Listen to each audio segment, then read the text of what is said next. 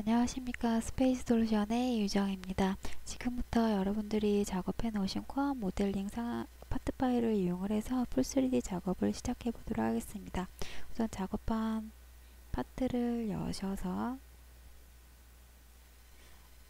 레이어를 일단 확인을 해 보도록 하겠습니다. 상측은 21번대, 하측은 61번대, 제품은 5번, 파팅 서페스는 10번 에 대해서 피처 레이어 관리를 제가 미리 해놨는데, 나중에 풀 3D 작업을 하시고 나서 이 코어 모델링도 재료 발주하는 기능으로 어떤 작업 수행을 하는 그 기능이 있어서 저는 미리 해놓고 시작을 해보도록 하겠습니다.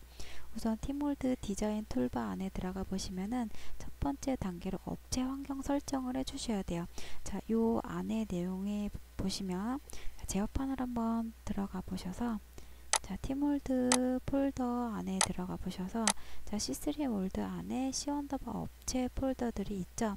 요 안에 ENV 폴더라고 있는데, 여러분들이 어떤 업체 환경을 선택을 하시면은 이 안에 어떤 엑셀 파일에 BOM 정보 값을 물고 들어오는 표준 부품에 대한 어떤 품명, 품번, 재질 수량, 어떤 파트리스트 양식과 표제란 에 대해서 내용들이 이제 여기에 다 저장이 돼 있어요. 그래서 이 값을 물고 들어와서 시작한다 라는 의미가 되겠고, 언어 단위 엑셀 버전을 반드시 이제 선택을 해 주셔야 돼요. OK를 누르면은 그 다음 단계, 여기 보시면 이제 시언더바 업체 선택된 게 이제 확인이 되겠고, 어셈블리 파트 생성 옵션을 체크를 하시게 되면 기본 파트, 현재 탑 파트, 부모 파트의 어떤 경로를 여기에서 불러드린다는 의미가 되겠고, 제품 파트는 작업 파일 파트, 선두 문자는 어셈블리 트리 구성의 선두명이 이러한 이름으로 부여가 되는 거, 파트 이름 바꾸기는 이 코어에서도 이러한 선두명을 추가적으로 이제 부여를 한다는 의미가 되겠죠. 다음에 OK를 눌러주시면 우측 상단에 클로닝이라는 어떤 기능이 수행이 되고 있죠. 말 그대로 팀몰드 안에 이러한 어셈블리 트리 구조를 만들게 된 원본의 파트 파일들이 작업방 폴더에 복제가 되면서 트리가 이제 구성이 된다는 의미가 되겠죠. 팀몰드 시작합니다를 누르고 나서 뭔가 환경이 바뀌어 있는 것을 확인을 하실 수가 있겠죠. 부모 파트 밑에 AB 스탠다드 여러 가지 이제 파트 파일이 생성이 되겠고, 제어판을 들어가 보시면은 작업방을 확인을 한번 해보도록 할게요.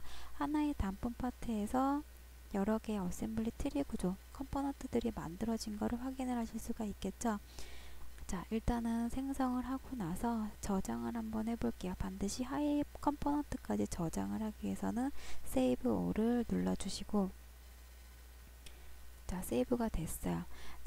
각각의 기능들에 대해서 한번 보고 넘어가면, 팀몰드는 상측은 A, 하측은 B라고 표현을 해요. 다음에 스탠다드, 말 그대로 표준 부품.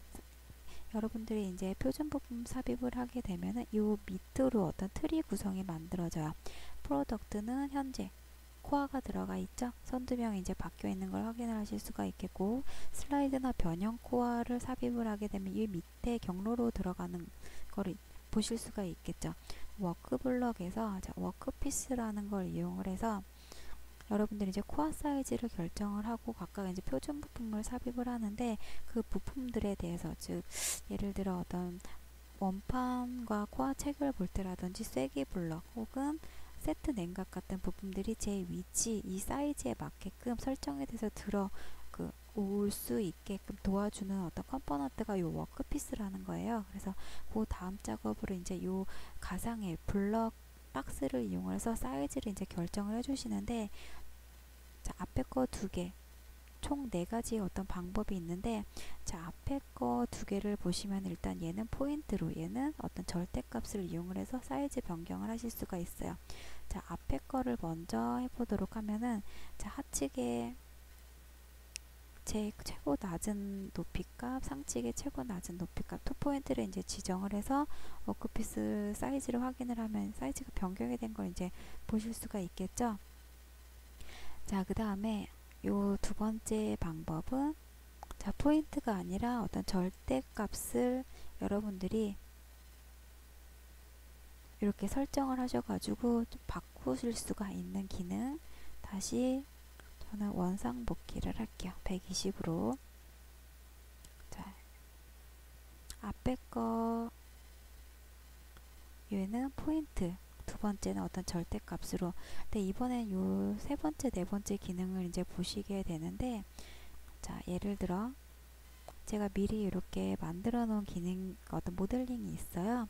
그래서 어떤 트리 만들고 나서 사이즈를 결정해 주는데, 현재 1 곱하기 4 캐비티이기 때문에 작업할 사이즈는 하나만 설정을 해 놓고, 나중에 포켓팅 될 사이즈는 이제 1 곱하기 4 캐비티 사이즈를 설정을 해 주셔야 되는데,